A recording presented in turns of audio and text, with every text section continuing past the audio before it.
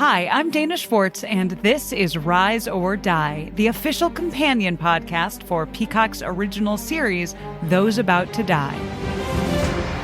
On this podcast, I go behind the scenes with the show's cast and creators to learn how they brought their brutal vision of Rome to life. I talked to acclaimed director and executive producer Roland Emmerich. When I saw the first race, I was like giddy. Actor Ewan Ryan. For an actor, that's a dream, although you do get a lot of sand in your sandals. And so many more. You helped summon those ghosts back onto that stage. Every day when I went to set, I was giggling about what I saw. I think it's going to be a breathtaking thing. People will freak out. Rise or Die launches on July 18th. Watch or listen wherever you get your podcasts. Do you know what lies within nothing? No. Do you know where it ends? Do you want to know? Yes. Counterbalance, a high fantasy audio drama. Season 2, coming 15th of October 2023. Learn more on trilunas.com. Friends, we recorded episode 8 a few days ago, but we are posting it in the wee hours of election night here in America. We know that many of you are feeling scared, sad, and alone. So are we. In response to some of those feelings, we wanted to share a quote from Season 4, Episode 1, The Freshman. When it's dark and I'm all alone and I'm scared or freaked out or whatever, I always think, what would Buffy do? I think we all know what Buffy would do. She would gather her friends close, and she would fight.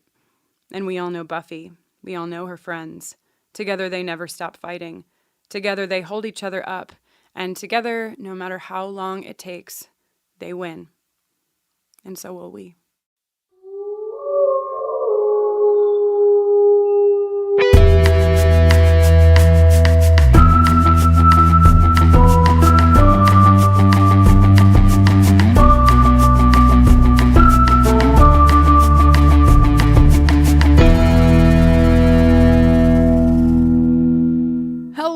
Welcome to Buffering the Vampire Slayer, a podcast where we're watching and discussing every episode of Buffy the Vampire Slayer one by one. I'm Jenny Owen Youngs. And I am Kristen Russo, and this week we are discussing Season 1, Episode 8, I, Robot, You, Jane. What a title. Jane. Yeah, no Jane. I get it. It's a metaphorical Jane, but I feel like maybe they could have, whatever. No judgment here. Stay tuned at the end of this episode and every episode for our original recap song that will tell you what happened in the episode after we're done talking about what happened on the episode. Before we jump into today's discussion, we want to talk about something from last week, which is that we made a comment about the reference Darla made to quiche when talking about what Angel kept in his fridge, and we were like, why quiche? That doesn't... And somebody, Denise P., wrote into us and said, hey there, just wanted to give an explanation of Darla's remark that Angel wasn't exactly eating quiche. I suspect that this is a reference to an 80s meme, Real Men Don't Eat Quiche. There was a book, you can see the cover on Amazon. It was a huge meme for many years after the book came out. Joss certainly would have known it, and it gives the line more meaning. Darla is basically implying that Angel is emasculating himself by trying to subsist on, quote, canned food instead of good, fresh, manly red blood. Hope that helps, and there's your insert point for something about the patriarchy. Thank you, Denise. Thank you, Denise. This is amazing. I feel smarter already. What knowledge that we walk with. And I promise you we will still say patriarchy again. So today we are discussing, as we mentioned, Season 1, Episode 8, I, Robot, You, Jane. This episode originally aired on April 28th, 1997, and was directed by Stephen Posey and written by Ashley Gable and Thomas A. Swindon. There's somebody here with us today. Yeah, there's who was something possibly alive in 1997. I was in third grade. Oh, third grade. Well, all right. That's not like that far behind. That's a semblance of a person. Third grade. You had opinions. Third. third grade, second grade, something like that. It can't be debated. Gaby Dunn is both a person and here with us today. You may know her from Just Between Us, which is a hilarious thing that happens on YouTube. Some of it is scripted. Some of it is not. It's great. Also, Gaby hosts a new podcast that is fucking fantastic. It is called Bad with Money. Hello, Gaby. Welcome, Gaby. Yeah. You did such a good job. Thank you so much. You really saw the whole thing. You saw the fear, the execution. Yeah, for those of you listening at home, Jenny was hiding behind her own hand while she was doing the introduction, which I enjoyed. Yeah, it was like Jim Morrison from The Doors, like facing away, you know? Like he can't look at the audience while he performs. Right. Right, it's like that. I mean, good for you. It's very like all the legends do it. So just Jenny trying Owen to be Young. legendary. Legendary, yeah. Oh yeah. Wow. So I'd like to start by saying that Gaby, understanding the passion that goes into this podcast and our Buffy loving, wore a Sunnydale High School shirt. Yes, to much viewing. appreciated. My Sunnydale High School shirt. It's yeah, really nice. It's like the H is on fire, and what's happening with the Fangs! two S's? The S's have fangs. Beautiful. Yeah. the H I assume stands for Hellmouth. That's the fire. I'm Nice. sorry, I didn't talk into. I looked down at the fire. And Yeah. that's why my voice got different. No, yeah, it's like a Hot Topic shirt. Is it really? Is it really from Hot Topic? Oh yeah, a lot of my clothing is from Hot Topic, and that has been that way since like I was 14. Yeah, I was gonna say you kept up with it. I haven't shopped at Hot Topic in a while. I shopped there in the 90s. It is weird now because everything is so mainstream. Like nerd stuff is so mainstream that like everything that they have there is so like just it's like not the weird niche stuff that you used to get there. Yeah. Definitely. And I think they're like less goth and going more like nerd. I don't know. I have a lot of complaints about the direction that Hot Topic has taken in their merchandise. But also it was funny, like after I first started doing YouTube stuff, I like went into a Hot Topic in Glendale and the people behind the counter like flipped out and were so excited to meet me. And I was just like, yes, this is what 14-year-old me wanted, was to walk into a Hot Topic and immediately be the most famous person in that Hot Topic. Well, everything's been achieved. I'm going to go home. Yeah, because I mean, Hot Topic in the 90s was a dark. It was like a dark. Nobody there wanted to talk to me. Yeah. I would like walk in and they'd be like, okay. and now I'm the king of that Hot Topic. So. Life goal. Thank you. Life goal met. It's been great. So, Gaby, what is your relationship to Buffy the Vampire Slayer? I really loved it. I think I found out about it once was gay. Oh, or right. bi or Spoiler whatever, alert. Oh, I'm sorry. Am I not allowed to say that? Yeah. Do people know? I mean, I think everybody knows, but say it again a different way in case we Okay. decide to cut it out. I once really got into it once one of the characters came out or as bi or gay or whatever they came out as. And so I think I had heard, because I was like so deeply closeted, and I think I had heard someone go like, whoa, this person from Buffy like is like gay. And I was like, whoa. And then I was like, I'm going to have to check that out. But like just like in this weird like let me go look at some YouTube clips and make sure that like I don't know what I thought I was doing. Like, let me make sure they're not up to anything bad. Like what did Right. like just this kind of like gotta check on it. And you were out already, or you weren't? No, you were like, no. Right. Yeah, I was just being like, that's crazy that they're doing that on TV. Let me see what they're doing. Like this very weird, because I like knew about Will and Grace and like, but that was so weirdly sanitized. Yeah. That, like that was like my grandma's favorite show. Right. And so I was like, oh yeah, they have gay people on TV. And then I was like, what? Yeah. And so, but like not on like a CW or like a kids show, WB, I guess at the time, like a kids. Was it WB show. when- Yeah, I yeah. think so. It was still Or it was on UPN or WB WB. first, and then CW. I don't know. Or like UPN? It was UPN 9 before. It I don't became know. CW. There It's very was an difficult to be amazing. sure. I do know there's like an amazing commercial from back then where it's like all the actors from all the different shows in a room together, and like the WB frog is like bouncing around, and all the God. actors are like hanging out. So it's like, oh my god, like Buffy's sitting on a couch with like Dawson and like that kind of whatever, and you were like, sounds amazing. whoa, they all like know each other. Yes, Wow. they Of know course each they know other. each other. But I was like, this is crazy. Yeah. Well, I feel like this timed out really well that you are on this episode of Buffering the Vampire Slayer. Yeah, you want to say why you wanted to have me on this? Yeah. Okay, Jenny, why don't you talk about it? You love talking about this aspect of Gaby's life. Well, since we haven't said it yet, I'll say that this is the one where Willow meets a boy on the internet, and it turns out he's actually Moloch the Corruptor. Yeah. Wow. Okay. I mean, who hasn't had that happen? Exactly. You said, weren't you like, this is the first episode of Catfish? Yes. I think this is Moloch, the original Catfish. The original Catfish. I would really love some research on that. Is this the first episode of television that ever dealt with catfishing? It's got to be so. damn It must close. be, right? Yeah. Or So- there were must have been epic comedies where it was like, I went and they didn't look like their photo. Right. And I wonder when that started. I mean, Miss Calendar in this episode has a quote where she says to Giles, like, "Oh, you've been watching too many movies like about hackers and computers." So there must have been. I wonder when did Hackers come out? Actually, is a great question. Probably that year, right? Oh, I loved that movie. Talking about things you watch when you don't know that you're yet gay. know. I was like, gee, I love this movie. Don't know why. 1995 Hackers came out. Okay, so it was in the zeitgeist. Yeah, nice use of the word zeitgeist, Gabby. Thank you. So anyway, please go ahead, Jenny. And okay, so Gaby is a self-identified, very famous millennial. Really tapped into the young people's digital culture. Thank you. Thank you.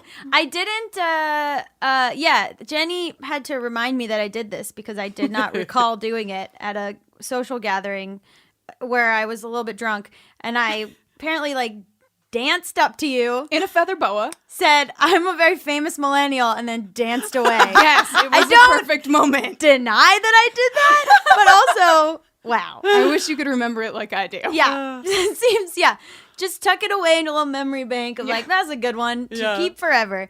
Yeah, I mean, I do a lot of internet shit, but I feel like I was on LiveJournal when I was in middle school and high school, and so it never, I think people my age have a weird experience of just having never not been on the internet. Yeah.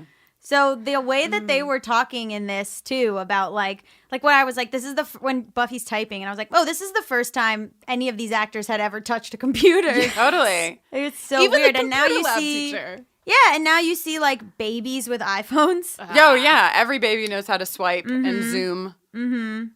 All that. Swipe and zoom.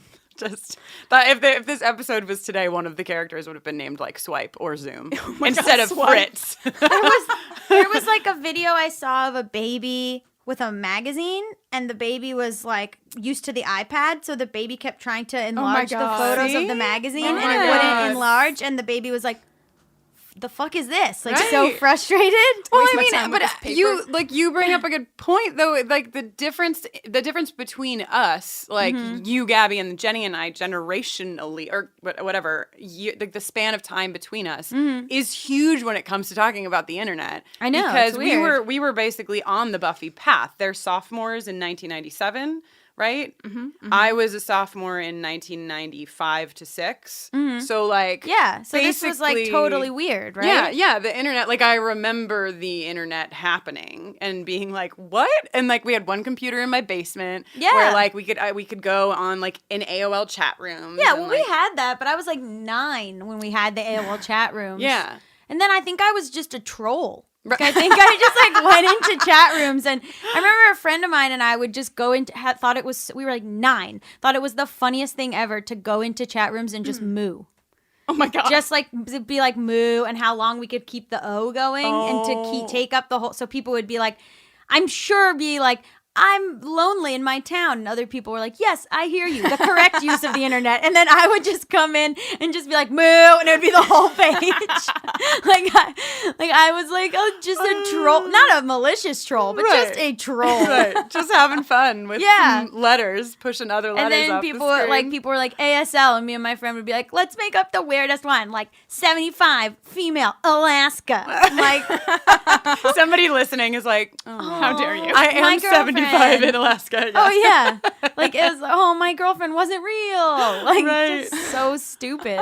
But there is, I mean, like my sister is 5.5 years younger than I am. And I remember having an experience with her, like when I was in my teens, walking into her room, and she had a computer in her room at that point. And she had the phone like wedged between her ear and her shoulder, and she had AIM up. Yeah. And she was having a conversation verbally while she was having a conversation. Yeah. And I was like, whoa. Like her brain is different than mine. Like I also learned HTML. Like when I started applying to jobs after college, and people were like, older people were like, do you know HTML? We want someone who works here who knows HTML. I would be like, what do you mean? Like how to change the colors on the background of my away message, or how to change the colors or the look of my live. Like I was coding. Like I was like redoing my live journal with like code up, and like just was like, oh, that's what you do. Like I had no idea that was. And then I was like, haha, I'll put that on my resume. I'm really gaming the system. So let's get before Jenny, we've missed another thing. I just no. This is all me. I just had a revelation while we were talking about Moloch being the original catfish and chat rooms. Great. When I was in like junior high and early high school, I spent a lot of time in alternative music chat rooms. And I think that I just realized that I was catfished. What do you mean? Ooh. Like some pieces just came together in my brain. There was this like one girl, like I made like friends in air quotes with people online, right, in these chat rooms, talking about Mazzy Star or whatever. And there was this one particular girl that I had like a physical mail correspondence with, who sent me like a bunch of pictures of herself, but like she didn't look the same in every picture. Ooh, which leads me to believe that like maybe this was just some person accumulating pictures of somebody, like pictures of different people who kind of looked the same. What? Yeah, Is definitely. that possible? Yeah, definitely. Yes, it's so creepy. It's so weird. I made a lot of online friends, and out of like 5, only one of them ended up being a catfish. Like the other 4, I like still follow them on Twitter now, and like I like know them, and I like met them in real life, and they were the same. Isn't that weird? But so like 1 out of 5 were catfishes. So yeah, probably that's a great average. Yeah, that's probably a great accurate average, ratio. right? I don't think we need to do any more science. Do you have those photos? Oh God, I think I do somewhere. Really? Yeah, I think we have to find her. Kristine, I'm so sorry. This is Jenny's soulmate. we need to find Jenny's soulmate. Oh, this is a really pivotal episode for me. And that girl grew up to be Beyonce. Like, oh my God. Like, you know what I mean? She's hanging out in an alternate music chat room. I mean, she probably would have been. And that girl was Katy Perry. Yeah. Oh my God. Okay. All right. Well, we have a new detective, a new side podcast called Find Jenny's Soulmate. I presume it's probably someone wildly famous now. Yeah. I hope so. It'd be really good if Find Jenny's Soulmate is co-hosted by you and your wife. All right. So shall we talk about this episode? Yeah, go for it. I mean, I guess we have a little bit, but yeah, we'll get into it. Yes. First up, Italy. First flashback. Yeah. That monk, according to the script, that monk's name is Thelonious. Thelonious Monk. Yes. Guys. Joss Whedon, you did it again. God damn it, Joss Whedon. God. Anytime there's something like hidden and clever, I just like start screaming, Whedon! God damn it, you got me again. God, it's like, it's great that this is a podcast, but that moment of realization on your face, Gabby, would have been really nice to have on video. Because I'm like happy, but also like, fuck you. Also, I believe I love doing a bit of like imagining the actors getting the part. So I was like doing this bit being like, guys, I booked it. You don't see my face at all. And I have to speak Italian. They called my agent and they were like, do you have someone fugly? And also who is fluent in Italian? Oh, the agent was so excited that day. Like they were like, I do. Guys, 3 different people who were fluent in Italian and looking for work in LA got work that day. Yeah. God, and probably all laughed about it later. Yeah. And then got sad when they realized that would be one of their only calls. Are you speaking Italian? I'm just repeating things from the Olive Garden menu. Sorry. Yeah, we deduced that they were speaking real Italian because Jenny heard amore. So we said... Yeah, and it lined up with love in the subtitles. Right, so must be legit. The demon played by Stanley Tucci in one of his first roles. This flashback is pretty special for a lot of reasons. We see Moloch in his He wants to be loved. original form, right? We learn that he wants to be loved. We learn that he gets trapped in a book. And then, of course, we go right from the books in the ancient times to the library. The library, Buffy opens it, and then they're all in computer class. They're putting computers in the library to try to, like, get the books into the computers. Yeah, to digitize. Scan party. Miss Calendar's there. Welcome. Welcome, Miss Calendar. Mm-hmm. She's so pretty. She is very pretty. It's horrible. And then, like, Willow's on the computer, and then Xander and Buffy are just like, ugh, nerds. Yeah.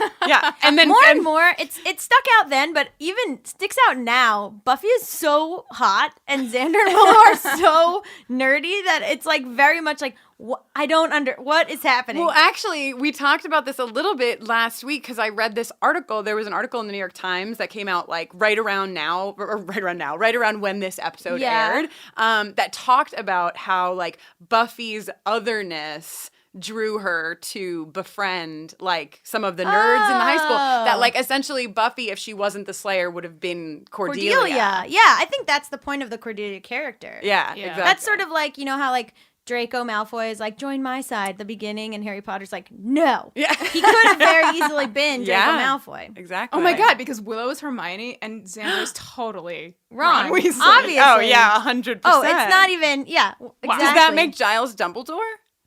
Or McGonagall? Giles is McGonagall, I think.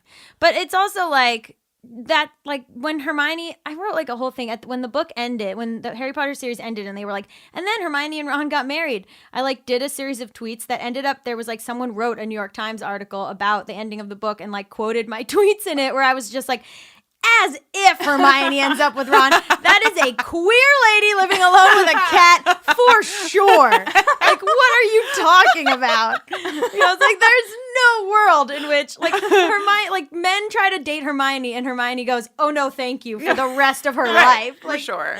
It was just like, that's insane. But she's alone. She's not with or a lady. I was like, she takes many lovers, and they never get to, and that's it. And I like that. I like the cross-referencing of nerd culture. Yeah. Here, which actually happens in this episode. Not to skip ahead, but we have Buffy in the library later saying her Spidey sense is tingling, which is a fun. Yeah. Nice. So sorry. Keep going of things that are happening. Yeah, and so they're They're making fun of her for being into computers. Yeah, well, this is like sets up the like whole episode with this argument between Giles and Miss Calendar. Sparks are flying. Where will they lead? Yeah. What do you want to... He's old school. She's new school. That was the TV guide blurb. Yeah. He's 40. She's 25 and so attractive. Also, you guys, I mean, having been around since the dawn of the scanner, I don't remember scanners ever working like this with the wand. Like no. Right? Do you have to put the book like a fax machine? Yeah, down. No, I think I remember the wand. Really? Yeah. I don't remember the Maybe wand. I just remember it from Buffy, though. Yeah. I mean, I like it. It seemed to me an easier way to do it. No, that would be great. Yeah. So I remember in second grade when we got a fax machine, and then I would fax my friend things back and forth. You guys ever do that? Oh my God. I think we were sending faxes. I would like draw and then fax it to my friend, and then she would draw and fax it back, and then my mom yelled at me for wasting paper. Oh my God. And was it like the shiny paper? Yeah. Yeah. And I would be like, Jesselyn faxed me or whatever. Jesselyn? Oh yeah, such a young executive, Gabby. Yeah, I have to send some faxes. My mom's like, "Why are you wearing a blazer?" I have to send some faxes, Mom. Just send some faxes and troll out on the internet. That shiny paper is expensive, Gabrielle. So this pre-credits, we scan in some books. We learn that she's scanning Moloch's book. She's scanning Moloch's book. Oh no! And then Giles hates computers. Jenny or Miss Calendar, we don't know her first name yet. Miss Calendar loves computers, and then the credits happen. And the thing that I want to talk about first after the credits is that Buffy and Willow go to Willow's locker, and Willow opens her locker, and on the inside of her locker is a picture of Willow and Giles. Yeah.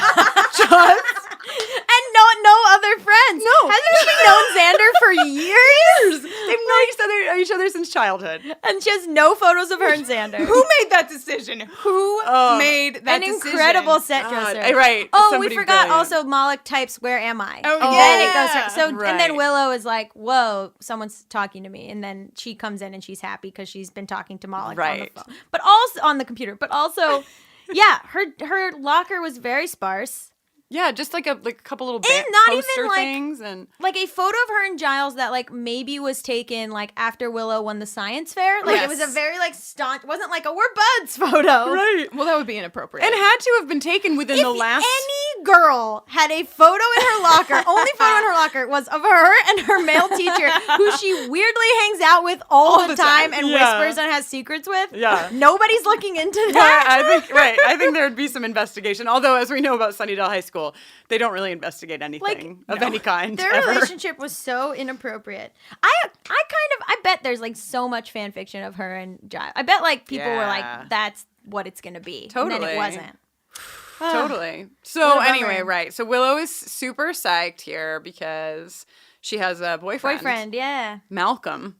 Who she met on the internet. On the World Wide Web. She's telling Buffy about it. Buffy is not impressed. No. She's like, what does he look like? And Willow's like, doesn't matter what he looks like. Why are you so shallow? Where did you meet him? Online. Online for what? For what?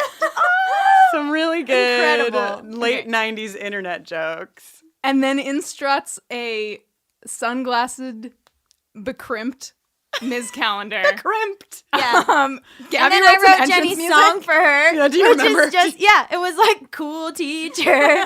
She shows up late and she's wearing sunglasses. Cool teacher. So that's our. She was like hungover.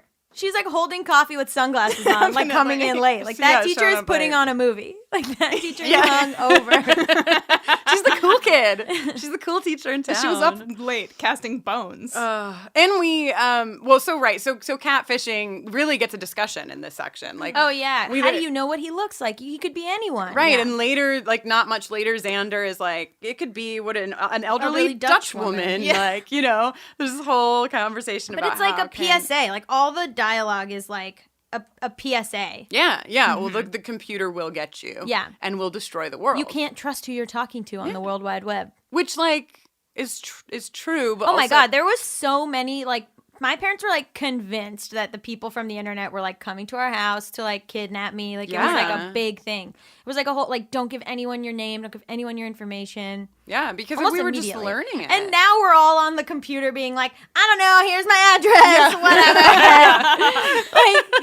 But yeah, so we learned about catfishing. We also see, so this is like where we see that they're being watched, right? Mm-hmm. Moloch's on eye view. a webcam. On a webcam. Which my father still thinks is like you need to put duct tape over the webcam. It's like, I'm kind of with your dad. Like, Yeah. we don't do that, but I do, like, when we have, like, because my desk is in our room, so it's, like, at the foot of our bed, and, like, when we're, like, getting into bed at night and the computer is there with the thing open, even when the green light isn't on, I'm still like, Yeah, my dad's like, we got to put duct tape over it, as if that. But he didn't like say. Like I went home and was like, "What's that about?" And he's like, "Oh, you obviously got to put duct tape over the computer. What are you doing?" And I was like, "Okay." But yeah, I love the pixelation, which is like did they even consider it pixelation at the you know what I mean? Like it was just that was just normal. Make it look like a computer, right? And they were like, obviously computers look like this. So Moloch's like keeping track of Buffy to be like, she's a problem.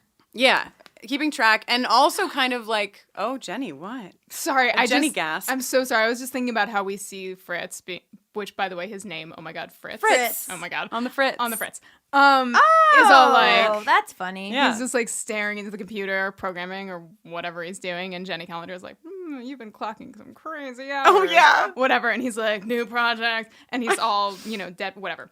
It just reminded me that we did not take note of his part in the scan party where... Oh my God, how did we he can't goes on miss this that. tirade Good Lord. about how if you're not jacked in, you're not alive. Yeah. Oh yeah, I forgot. The printed word is dead. And he started in with like, the written word is obsolete and dead, and if you're not jacked in, you're not alive. And I was like, same. Yeah. Gabby was like, this character is based on me. Tag yourself, I'm Fritz. Like just like me, literally me. I definitely identify way more with Giles in this episode. Yeah, me too. Oh, cool. Me Sorry. too. That's why we had to have you here. We had to balance out the room. People now are like, are you watching Black Mirror? And I'm like, what, the show that's literally just like, technology is bad, let's lecture at you. And I'm like, I don't care. Like, let me watch that on my Netflix that I can easily obtain in my home. Like, go fuck yourselves. Well, so I mean, obviously you love technology, you use technology, whatever, but are you, not to skip ahead, but we do it all the time. At the end, Giles has this moment where he's like, computers don't smell and books smell. And I know when Jenny and I were watching this episode, like, we were like, fuck yeah, like, I love to smell a book, I love to hold a book. What are your feelings on like physical books versus digital, like reading on a device? I read physical books. Like, I don't have a Kindle or anything like that. Right. But I also, I just did this book of the month thing, and I read the book on my computer. It just got sent to me as like a PDF. God, how? Yeah. I don't know how. Like my eyes, I can't lower the brightness. I don't know. I do like physical copies of things, but I don't know. It's also like I can bring the book. Like, I was upset. Well, twofold. My computer died when I was reading it, and I was like traveling, so I couldn't recharge it, so I couldn't finish the book. So that sucked. Right. But then also, I didn't have to pack a book in my backpack. Like, it's twofold. Yeah, that's a thing. Yeah. Like, when you go on tour, having a Kindle is really very important because you don't have to pack 600 books. You can have infinite. Like, the whole demonizing of technology to me is like, you hate that, like... It's so convenient. I could reach out to my father right now and find out if he's okay. I don't have to write a fucking letter to the Pony Express and then he's already dead. Like, you know what I mean? Like, or I can, like... FaceTime my nephew and actually like see him in New York, whereas like I would be like, hey, you're 7, remember me? Like, right. I think it's like this weird thing of like technology is bad. I'm like, okay, but even for me, like when I was a kid on LiveJournal, you deal with this a lot in your work. Like, I would have literally killed myself if I had not had confirmation from LiveJournal that there were gay people out in the world happy. Yeah. Because in my head, I was like, well, I have no proof. And then when I had LiveJournal, I could see people, like people would write about their lives. So I could see people in real time. And I was like, I know for a fact that there's a lady in Boston who lives with her girlfriend. I know for a fact that there's a guy in Australia who is out and having like gay dating trials and tribulations. Like, and I was like, okay, that's my only knowledge that like things will be okay in the future. So, but if I was like trying to argue with an ex-boyfriend of mine who's old, and I was like, what? And I was like, I would have literally killed myself. And he was like, no, you wouldn't. You would have like gone to a concert and met some punk kids and been fine. And I was like, maybe. Right. He's like, that's what people did in the 80s and 90s. They just found the weirdos in their school and they were okay. And I was like, maybe, but also maybe not. Exactly, like some did, but it wasn't like it wasn't as readily available. Yeah, like the fact that the internet existed was like very I don't know what the word is, life or death. Totally. Yeah. And I mean, like even for my mom, I talk about this a lot, that like when I came out to my mom, she would just like corner every lesbian she met, and that was her only, you know? Yeah. The internet wasn't a thing yet. Like there weren't things that she could access to know what my life was going to look like. So yeah, 100. And I get made fun of a lot for being like someone will be like, oh, what's that? Like, I don't know, that song from this movie, and I'll be like, oh, let's look it up, and then I'll look it up, and people will be like, you're so quick to Google, and I'm like, yeah, because why are we wasting time? Like, I have all the information. Like, I don't. Yeah, sure. You guys are like porn star shirt. I'm like, oh, let me find it. Like, I'll have immediately a reference for what you're talking about. Yeah. I don't know. It's convenient. No, that's so valuable. Yeah. That's totally valuable. It's just really like, to me, the sort of like, let's see, human animals are susceptible to going overboard, extremes. Definitely. There's like, what's the deal? Dopamine. Yeah. Oh yeah, big time. So like, there's just like, it's so easy to like get addicted to it. Yeah, for real. Like I think it is. But I like convenience and addiction. I like the way that the world has been made smaller, which I feel like has paved the way for higher visibility for queer people, which has paved the way for more rights for queer people. I'm super into that. Right, and that's the corner of the world we're talking about because it's the one that I know, and all the people who write those TV episodes being like, technology's bad. I'm like, are you a white man? Oh, you are? Cool. Right. Like it's always like. Exactly. Some guy who's like, I love books though. And I'm like, she says that. She says that. Yeah. Jennifer Callender. Aren't you so like lucky that you have someone in the show that has your name? And it's a hot someone. Yeah. I know, we don't have that. Yeah. Is there ever a Gabby's or Kristen or a Gabrielle? Well. Maybe a Gabrielle. Not a Gabby. Gabrielle they always use for like some sort of like hot character, like some sort of bad. It's true. always like it's like the evil Longoria and Desperate Housewives. Like it's always some like fiery person. Gabrielle. Yeah. But yeah, right. Miss Calendar has this incredible moment. That was like a record scratch when Jenny and I watched this through the first time, and we were so excited to see it again with you, Gabby, where she's like, you know, oh, Giles, you want to keep everything in books that only white men can access? Yeah. Like, sorry, but my 1997 brain was not picking up on what was being put down in that moment. Oh, yeah. And like, Yeah. now That's watching it early. again. Some shows had stuff like there's I think the show like Recess or something. There was like someone, it resurfaced on Tumblr where they were showing screen caps where it was like a teacher character and it was supposed to, it's like drowned out in the background, like the characters are talking, but you can kind of hear what the teacher is saying. And it's a female teacher. And like someone like did this closed captioning on what the teacher was saying, and it's like the teacher being like, we live in a patriarchal world and men are taking like blah blah blah, and it's like from like when we were a kid, like 2000 or something, but they just like they were just like using it to be like, this teacher is a crazy feminist or whatever, but like not, but it wasn't, there was like no commentary on it or anything. It was just like, that's what the teacher's talking about. Right. But people were like, whoa, like Recess was woke. Like what is happening? Yeah. It was like hidden and stuff. God. So, and I think we just hit our moment to say the patriarchy. I mean, that was it. Yeah, You the really, patriarchy. The patriarchy. What happened? You say it every episode? We say it once every episode. Yeah, and then it worked itself naturally in. That's what I do on my YouTube channel too. Do you? Sort of, yeah. It's Allison's impression of me. We did like a swap, and Allison's impression of me was like, hold on, patriarchy. Yeah. And she said it like 4 times. And then that's kind of stuck on the channel. You know, it's pervasive. What are you going to do? Yeah. So, right. So, okay. So, back to the episode. We have Moloch, and Moloch is like, or Malcolm, I guess, is dropping these like seeds into Willow's brain of like, Buffy, of course Buffy wouldn't approve. Really pitting Buffy against Willow. Buffy just makes trouble. I knew Buffy wouldn't understand. Right. And then Buffy knows something's up, right? And so she's like, I'm going to go check this out.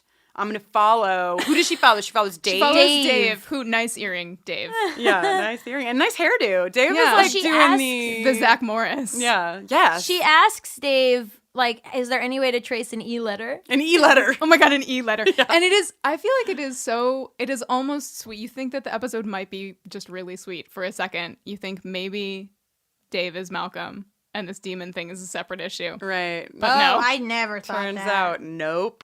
Support for today's episode comes from OneSkin. And if you have sensitive skin, you're going to want to hear about their scientifically proven topical supplements.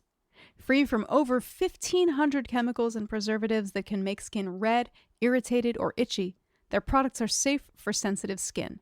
It's just one of the reasons they've earned the Skin Safe seal of approval. They've also earned the Jenny Owen Youngs and Kristen Russo seal of approval, if I do say so myself, Jenny. I couldn't agree more.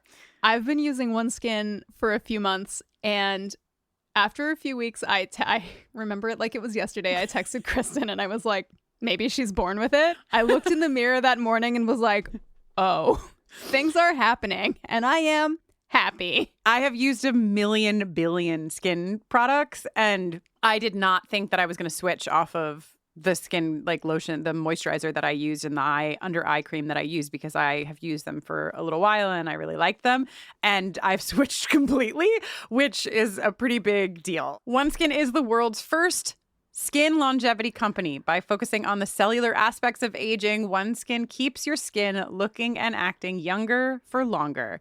Get started today with 15% off using code BUFFERING at oneskin.co. That's 15% off at oneskin.co with code BUFFERING. After you purchase, they'll ask you where you heard about them, and if you can, please tell them that we sent you. As a podcast network, our focus is bringing you shows you love to listen to. But we also sell merch related to those shows. And partnering with Shopify has made that both possible and simple for us to do. Shopify is the global commerce platform that helps you sell at every stage of your business. Whether you're selling scented soap or offering outdoor adventures, Shopify helps you sell everywhere because they've got you covered, from their all-in-one e-commerce platform to their in-person POS system. What's so fantastic about Shopify is how, no matter how big you want to grow, they provide everything you need to get control of your business so you can take it to the next level. Businesses that grow with Shopify. Sign up for a $1 per month trial period at shopify.com/realm. That's all lowercase. Go to shopify.com/realm now to grow your business, no matter what stage you're in. Shopify.com/realm.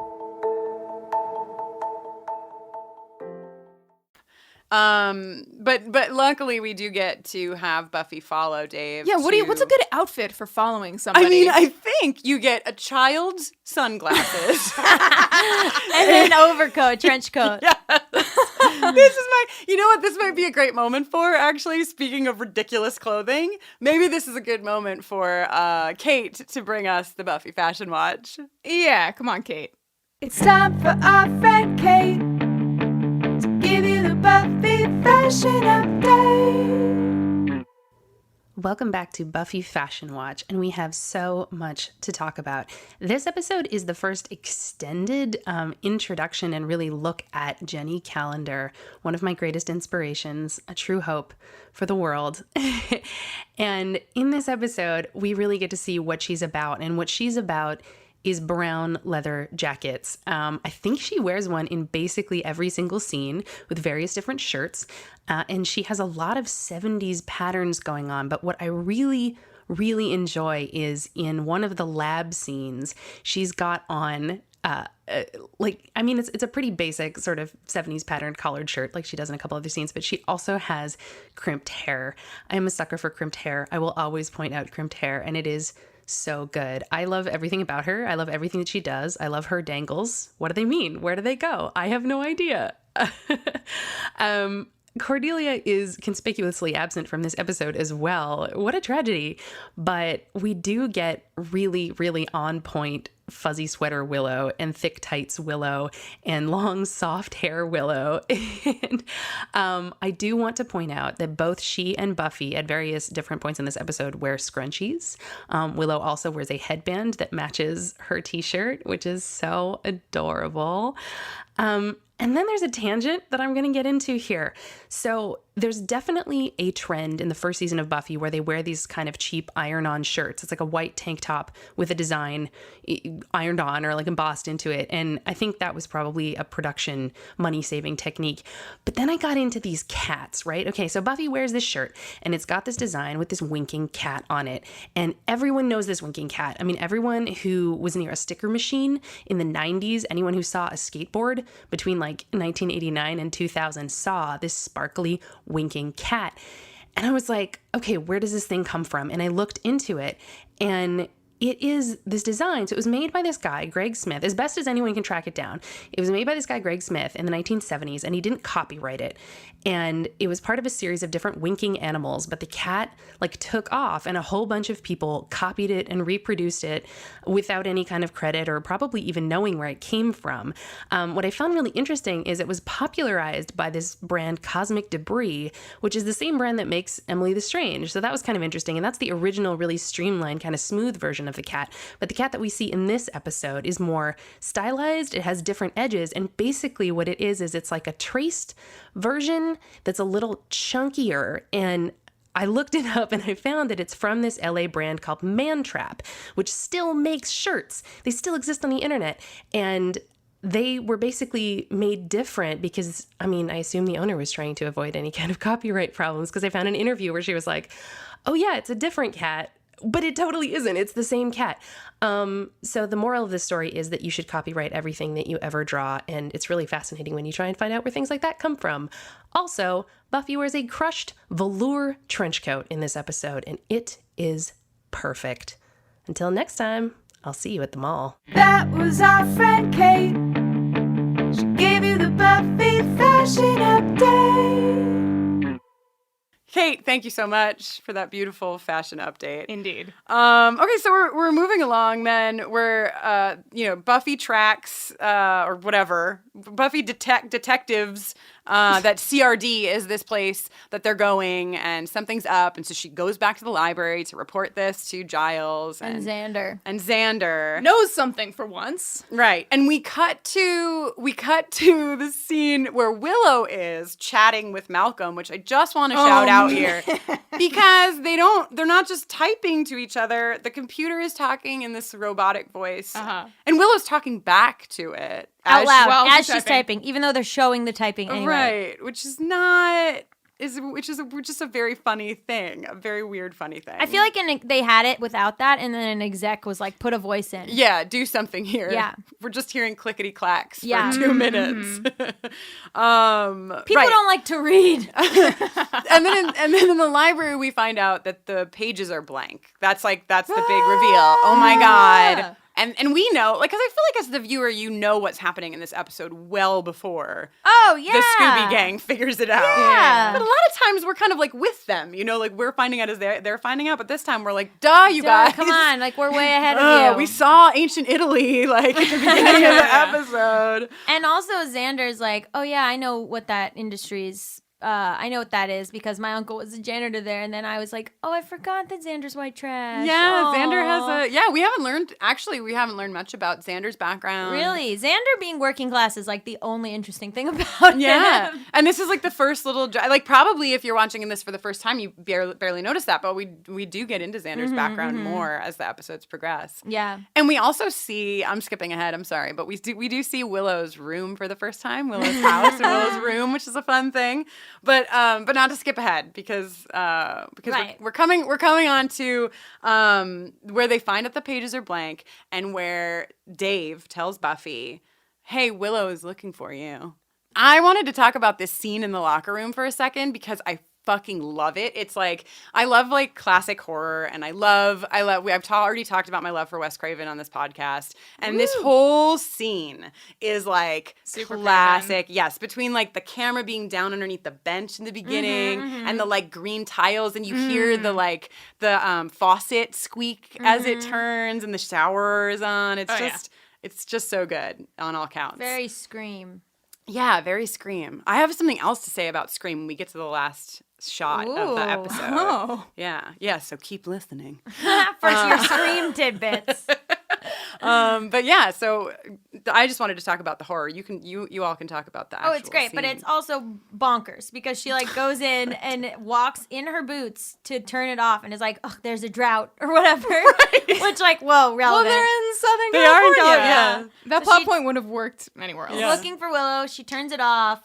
And then the wire is touching the water. I feel like somebody was like, we need like scary real life action. Like it can't all just be taking place. Yeah, and technologically themed. Yeah. Like so she gets electrocuted and then just flies into the air.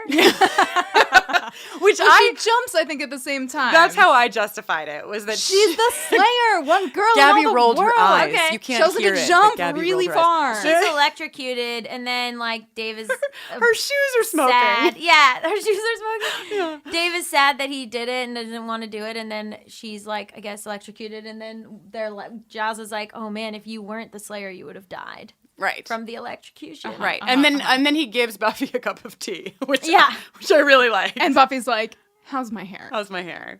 Electrocuted. It's not good. It's electrocuted. Right. And then meanwhile, Dave is feeling horrible. Oh, Jenny. Right. No, I was going in the same place as you.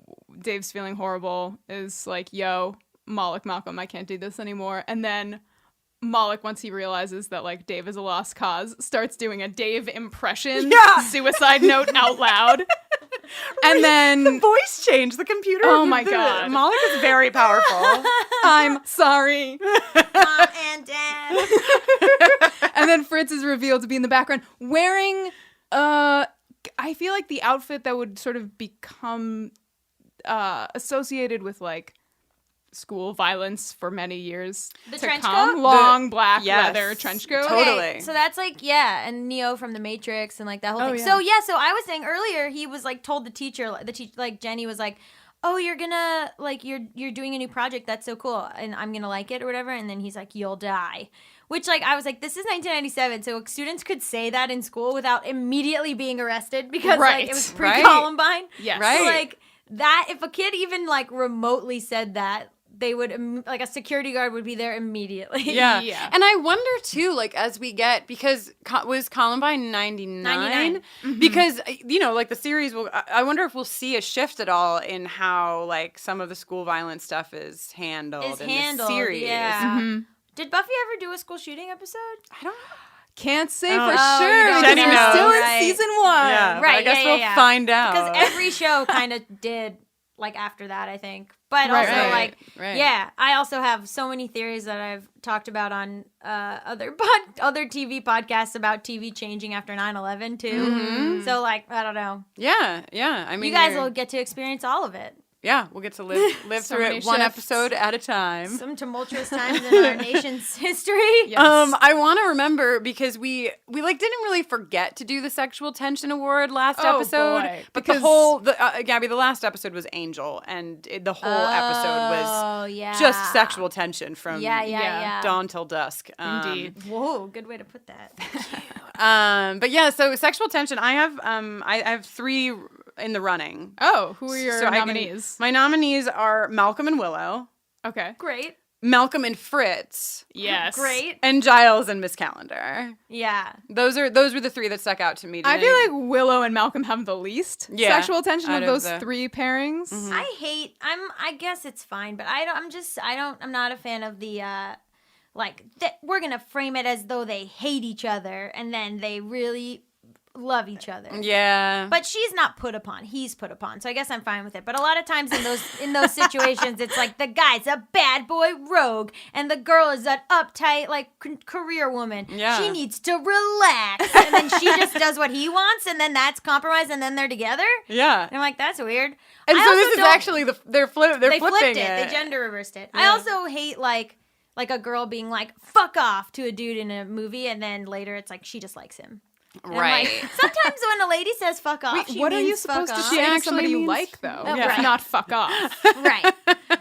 Well, so like, I think they gender reversed it, so that's fine. But yes, there's a lot of sexual tension there. But I don't know if Giles has ever had sexual tension with anyone ever. Yeah. Like, she's like a predator to him. Yeah. She's she going is going for it. She's going for it. Yeah. I'm doing it. I'm skipping ahead because we're talking about sexual tension. Yeah. Please. There's a moment at the end of this episode where Giles brings Miss Calendar her earring. And I really enjoyed watching this with you, Gabby, because Gabby was like, what is that? Where is it? What? Like the whole time. And I kept being like, just what? They'll talk about it. What does she mean? I thought it was like a flash drive. Right. I was like, what? Oh my God, that would have been amazing if it was like an earring but a flash drive. Ooh, like, they make those. A very Jenny Calendar earring. And then, and then she's like, it's an earring. And then he was like, you wear corkscrews in your ear? And then she was like, don't worry about where I wear it or whatever. Yeah. I don't wear it in my ear. Where does she wear it? Where does she dangle it? Maybe we'll find out in a future episode. We won't find out. We won't find out. We'll never know where also, Miss Calendar. If it wasn't in her ear, why was it out in the library? Yeah. And also, if it wasn't in her ear, where could it like comfortably dangle? Right? The only thing I could think was that it was like a belly button dangle. Because it is the 90s. Right. And I know somebody else, at least one person in this room, who also had a belly button ring. Really gross. You? You would think, wouldn't you? I can't believe you would bring that up. I had an eyebrow here ring. In a public forum. This one. Listen. Hey, I'm sorry. Podcasts will reveal all your deepest, You had a belly button secrets. ring? I don't want to talk about it. It was a dark time. What? It was a Was it in the 90s? It was in the 90s, and it was a piercing that I got like out of spite. I was visiting Florida, your favorite state. You don't need to say anymore. When you cross the border into Florida, they give you a belly button ring. Yeah, I know. I was like, I was like 18, and I was dating somebody who was like 9 years older than me. Whatever, age is whatever, but like, nothing but a number. You were at like spring break? Well, we were just like, oh, she's from Florida. So we were visiting her parents. Where in Florida? Winter Park, I want to say. Okay, Orlando. And we had been we had been growing apart, and it was like getting like stickier. Mm-hmm. Maybe I was 19, and so she lived in Orlando and like had for many years before she moved to New York and had like a lot of friends there, and we were like staying with her parents. And one day she was just like, I'm going to hang out with my friend. and then didn't come back for like 2 days. Great. So me and her much younger half-sister went and got like spite piercings. Nice. And that is what happened. That is, otherwise, I don't think I ever would have gone down. The story of Jenny's belly button ring. It was a really good moment when I found that out. I had friends in high school that had belly button rings, and we would like go to the mall and like change them out. Like, it's a cherry. Now it's like a cell phone. Now it's my God. You know, like, yeah. Wait, like they would have like charms dangling off. No. Yeah. A pair of dice. Like, no. But at least that backs up our suspicions that it could be. It was you could dangle something. You can dangle. I never Also, dangled anything. I'll say that much. Florida's, home of the belly button piercing. Yeah. I mean, New Jersey, not too far behind, Jennifer. Fair. You know, you were raised in a state that was very fond of belly button rings, I think. The other Florida. Yeah, Atlantic City. All right, so whatever. So we lose Dave. We've lost Dave. Dave is killed. Dave is killed. Moloch, I just want to briefly talk about the fact that Moloch appears pixelated in the computer, which is a really great moment. And then we go to Willow's house. Where a lot of amazing computer things happen here. Moloch appears in the computer screen. Then Willow walks into her room and her computer is comes like, alive. You have mail. And there's like a rotating mailbox. Yeah, there used to be a thing like where you could click on the mailbox, I think, right? Yeah, but did it do that spinny thing? Did it do a little dance? I don't think so. It looked like a clip art thing. I don't know. Wasn't. Yeah. Anyway.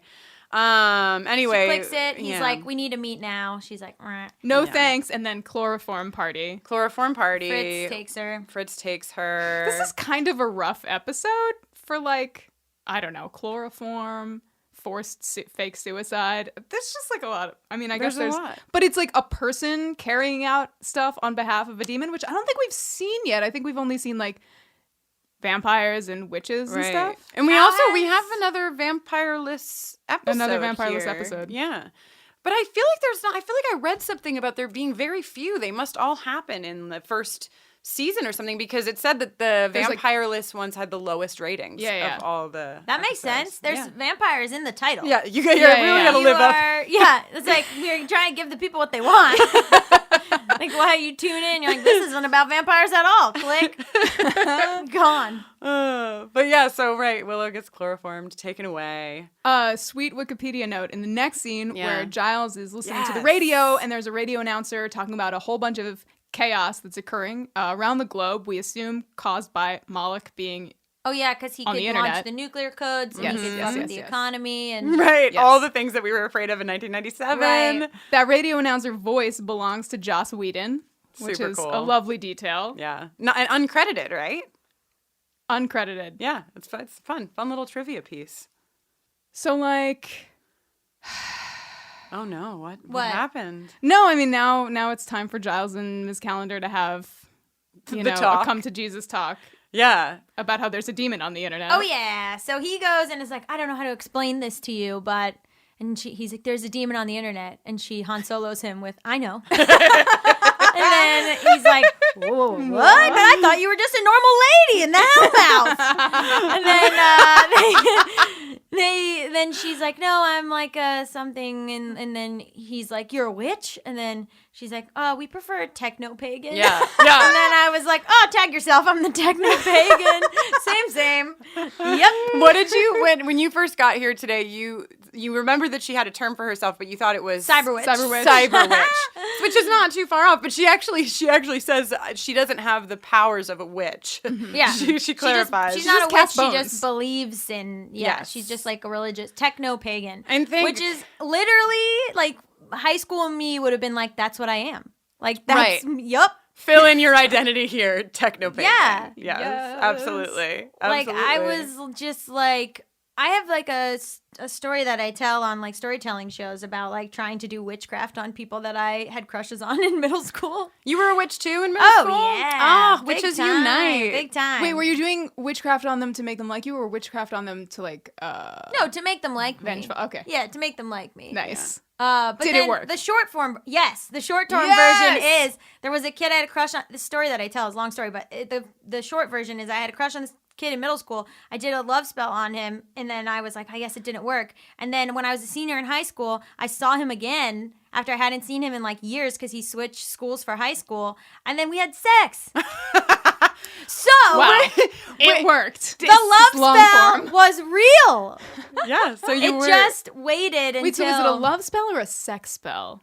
Ooh. I mean, it doesn't matter. I won. I Stop still meddling won. in the details, Jenny. Like my friend was like, "Do you even like this dude anymore?" I was like, "You don't understand. That's not the point. The point is the witch spell was real." So I like tell this whole story, and you like basically the punchline is like you think it's like this coming of age story, and then I'm like, so I guess what I learned is witchcraft is real, bitches. Like, woo, we did it. Well, can you give us like, is there a link that we can share with them where they can hear this full story? I don't remember. I mean, would you don't have to tell find- us now, but yeah, like, we can put I'll it out find on... it.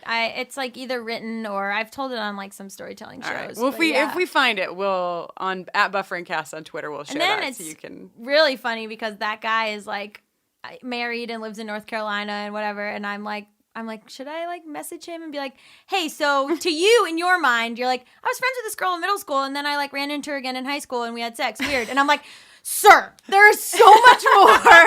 Like, you don't even know. And I was like, is it worth it to just tell him, like, so you were under a love spell for 7 to 8 years? Yeah. Like, I think he should know. I was like, I guess You I have a right to know. Yeah, I guess I shouldn't tell him. Right. But yeah, so Let him live his life. Thank goodness that you were a techno-pagan, but thank goodness that Jenny Calendar is a techno-pagan. Mm-hmm. Because by her cat powers combined with Giles, they have this incredible moment. Meanwhile, right, like Willow's in danger.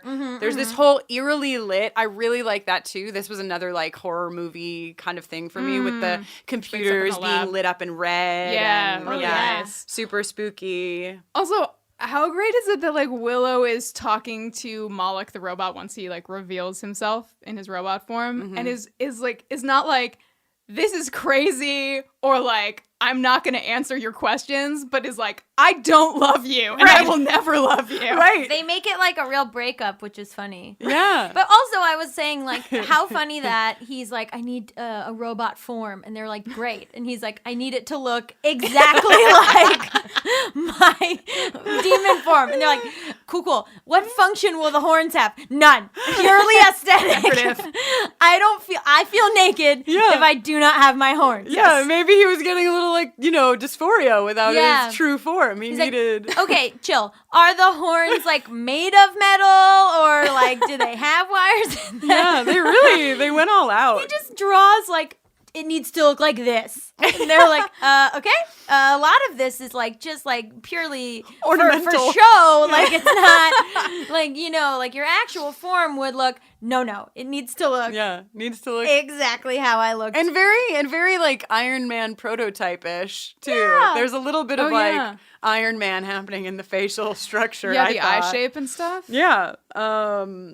But yeah, so and this computer lab, first of all, who are all these people? Is like that was the question I had. Like they're in thrall to Moloch. They're just he just grabbed every nerd in the neighborhood. He was like, I need some people with some lab coats. I need some people with some security uniforms. I need some computer geeks in high school.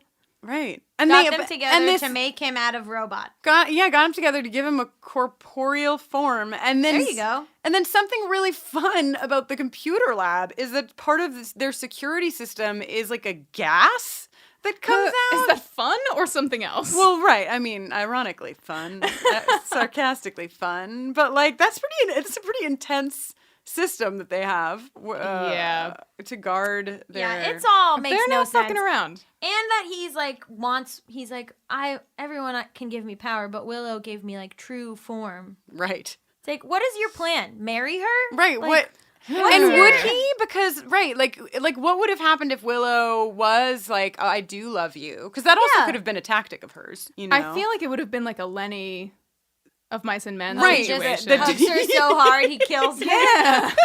Just mush her into a love paste. Yeah. He's like, what I need to do is marry this human teenager. Like, your plan is not thought out. No, he didn't. He was too busy thinking about all those zeros and ones or something. Wasn't thinking about it. But then they all run in and try to save her. Yeah, this is real Scooby power here that's happening. They're all together and they Oh, I forgot that she goes, what did you want to do? By lying to me and pretend, like, you prove that you love me by lying to me and pretending that you're a human? And I was like, well, I've given that speech before.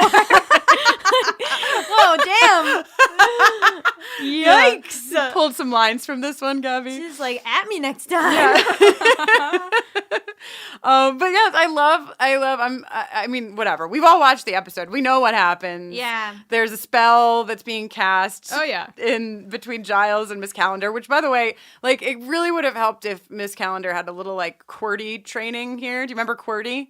Oh, yeah. For a computer lab teacher, she's a pretty slow typer. She's hunting and pecking on that Clack, computer. clack, clack. Their time is of the essence. Just type faster. I still type like that. Do you? I type weird, I guess. I type, like, with, like, I don't know, like just pecking. Do you just type with your thumbs on a computer keyboard? Yeah, you pick up the keyboard and hold it. What do I do? I pick up like keyboard like that. I'm just like, I don't know. Where's the screen? But the moment that I really got like all Scooby feelings for was when, you know, Buffy is like, I have an idea. I'm gonna duck my head and your fist is gonna go into the thing and you're gonna short circuit whatever because he gets bound in the metal body. And then they all run to the corner because they know that Moloch is like, you know, going to explode. Yeah. And I just loved it so much. They were all so sweet in the corner, like taking care of each other, holding themselves, protecting themselves. I just really liked it, you guys. That's all. I just had a sweet feeling. Wow. I liked when nothing deep here. I liked them, like Willow hitting him with the fire extinguisher. Oh my God, yes. And being like, it's me, your ex-girlfriend. Yeah. Blah, blah, blah. Like, it's funny because I remember the tagline for Buffy, I think at least for season 1, was high school as hell. Mm-hmm. Yes. Which is like funny because I imagine the pitch was like, all the real problems of high school, but they're demons. Right. So, like, this would have been, like, on 90210, an episode where, like, Willow is, like, you know, gets back at her, like, evil ex-boyfriend, but that ex-boyfriend is actually a demon. Yes. Great pitch. I would have bought this show. Right? I know. It's brilliant. Because you just get to throw out all the nonsense and get right to it. Mm-hmm. Get right to it. So, yeah, so they defeat Moloch once and for all, it seems, because he was rebound in the body of Moloch, right? But then they killed, like, it doesn't seem like Moloch can get back out again. No, he's done. Dunzo. Here's something unsettling. Xander is wearing a shirt that I would like to own. Oh my God. That is the only time that shirt? This happens, I think, in the whole series. He's wearing this, like, very reasonable, button-down, Pendleton-looking plaid thing, shirt. What does the porn star shirt that you guys are talking about look like? It's a t-shirt. It's just a white t-shirt. It has like stripes right on either side of where it says porn star. If his doesn't, a lot of them did. Right. Porn star shirt 90s? What am I not typing? Yeah. I mean, be careful with that. Be careful with that Google, Gaby. Hold on, I just need to reply to my friend Malcolm real quick. Yeah. He's silly. I had, speaking of like wardrobe things, I noticed this episode that in so many of the episodes there are a lot of leather squeaks. Like that is a definite sound effect that they're using because Jenny Calendar must have something leather on in the last. Where it's dangling. Where is it dangling from? But yeah, and then so the scene that I wanted to talk about that I think I haven't had the time to look it up yet, but I am pretty obsessed with Wes Craven and Scream, so I think that I'm correct. Yes. The last scene, Buffy, Willow, and Xander are sitting at the fountain, and it is like it triggered something in my brain to be like, this is identical to a scene that is in Scream, like the positioning of it, where the three of them, it's like I think it's Rose McGowan and then the two guys. I can't remember their name. Matthew Lillard and the other Skeet Ulrich. Yes. Nailed That's it, incredible. Jennifer. Yeah, so the three of them I think are sitting at the fountain. So I'm going to try to look it up and see if I'm right cuz I was like, this is the same, just like the framing and you talking about it, I feel like the feel of it was like this, it was very it's eerily the last scene of Scream? Not the last scene of Scream. Not the last scene, but a scene in Scream, like a pivotal. There is like a round fountain, right? Yeah, like and at the high school. It must have been the same set. Yeah, right? High like school. maybe I'm just Wait, like I have to look more into it because I just remember it so well, and like there's something too about the sound of the fountain. The fountain going. And like the hyper brightness. It's like we were talking about. Like, yes. Oh, yeah. The orange extreme juice brightness being- in the in the pilot. Yeah. It's too sunny. And they have this moment that's like, very, oh, well, ha ha ha. We just realized that we're doomed. We're doomed, I think, is the last Yeah, because line. I was thinking about this, that he was like, that she was like, oh, my first like boyfriend ended up being a demon, and I was like, didn't Xander just like almost fuck a caterpillar or whatever? Yeah, a caterpillar. Praying mantis. Yeah, they've all had at this point they've all had a run-in with some kind of demonic interest, love. right? Yes, because And then I'm like the weird person in the corner who's like, y'all should date each other. And then Yeah. they're like, what? All Who said three that? of you. Who said that? Have you guys ever tried like a triad? And then they're just like, what? Who was that? you're sitting in the fountain. Yeah. I'm like dressed as the fountain, like hiding with my like hands up. But Like, yeah, you guys ever heard of a polytriad? They're like, did the fountain say something? it's just Gaby. It's just Gaby. But yeah, so and then the credits like come up over the sound of the fountain, just leaving. And you Buffy's like- wearing those redonkulous sunglasses. Oh my god! Right? I know. Gabby screamed when that happened. She was like, "Get those off your face!" It looks horrible. They're just so like I lived through this era. I don't remember having sunglasses. Yes. Oh, you had terrible yeah. sunglasses. Small sunglasses. Everyone yes. did. You know They what were so small. They just covered your eyeballs. Right. I did have glasses that were like I remember my glasses being like literally the size of my eyeballs. My glasses progressively through time have gotten bigger. Yeah. Like I had really small, like I found like old glasses from like 6 years ago that and I was like, what the fuck are these? So small. And now I just have like these big red, like, as big as my face. If we could make them as big as my face, that would be good. Totally. And sunglasses, the same thing. But sunglasses now are back to being smaller. Because I just watched the pilot of The Hills, and those sunglasses were bug eyes. Yeah, I had some giant sunglasses a couple of years ago. Yeah. Anyway, well, we talked about the patriarchy. We hit sexual tension. We talked all about computers with our millennial friend. We couldn't talk about Cordelia because she wasn't in this episode. And what a she's loss. too hot to be catfished. Like, she's doing the catfishing. Cordelia took one look at the sunglasses that were part of the costume wardrobe and was like, not this one. Not this time. Not this time. Yeah. But yeah, we did miss Cordelia. I'm sure she'll be back soon. God, I hope so. I hope so. Yeah, she'll be back. It's funny, in shows today now, it's like, this person's a nerd, and they're, like, so hot. But they, Allison Hannigan is beautiful, but they did a really good job of dressing her, like, very conservatively and, like, having a real juxtaposition between her and Buffy. Yeah. I think that I read, too, that this changes, like, mid-season 1 or, like, after season 1. Like, network execs got involved and were like, listen, it's a little too Sears. Can you do something better? And then, like, we'll see what we get better, in quotes, that's when means we get all for those poor Willow. Sweaters. Those really special. Oh, Kate's going to have a blast when we get to those outfits. That will be good times. Good. Well, Gabby, where can all of the wonderful people listening, like, where would you like them to go to find you? Where's the best place? Oh, or give us a few. YouTube.com/JustBetweenUsShow. And Bad with Money is the podcast on Panoply, which is a network. I was trying to be like, you can find me in ancient Italy in a book. Just like open a book in like 1700s Italy and like, I'll be there. So any of those three places, all easily accessible to the layman. Yeah. Well, Gabby, when we sign off, we usually howl. So after we're gonna tell people where they can find us. Yeah, and then if you want to, you can join in on our wolf howl at the end. That would be nice. Cool. Thanks so much for listening, everybody. I'm Jenny Owen Youngs, and when I'm not watching Buffy, I'm usually writing and recording songs. You can learn more about me at jennyowenyoungs.com/buffering, where I've put together a little playlist just for you guys of songs that I've written that aren't about Buffy. And you can also give me a shout on Twitter at Jenny Owen Youngs.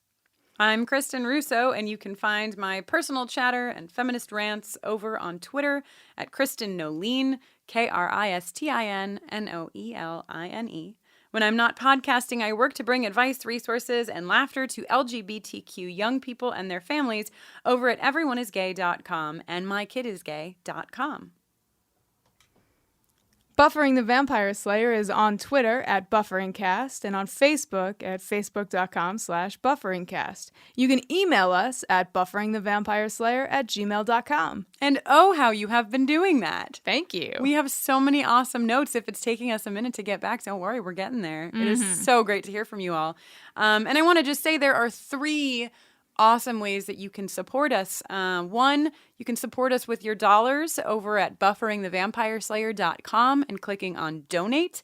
2, you can support us by donating your positive reviews over on iTunes. They are so helpful. They help let other people know about the podcast and know that it's good and great and wonderful and all those, affirming words.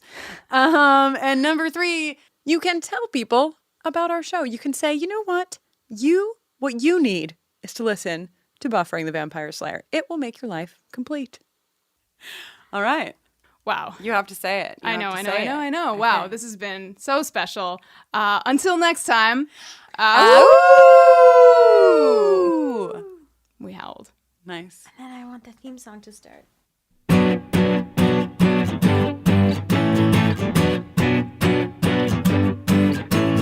Comes a time in a librarian's life when he has to look his adversary in the eye and say, hello, Ms. Calendar, scan what you must, but I don't have to like it. There comes a time in a Willow's life when she meets some mysterious boy online, but something doesn't add up, so fetch my disguise. What's this that I'm detecting? There's a demon on the internet. There's a demon on the internet. He's ones and zeros, just like you'd expect. There's a demon on the internet. There's a demon on the internet. There comes a time when the boy Willow met is actually that demon from the internet. Fucking Fritz is the worst, and he tried to electrocute me in the showers. There comes a time when a librarian learns that techno-pagan is the actual term, and Malcolm is Moloch, and Moloch got fried, and oh hey bye. If that's not where it dangles, then where does it dangle? There's a demon, now the demon's off the internet. There's a demon, now the demon's off the internet. Computers don't smell, but he's fried to shed. There's a demon, now the demon's off the internet. Yeah, the demon's off the internet.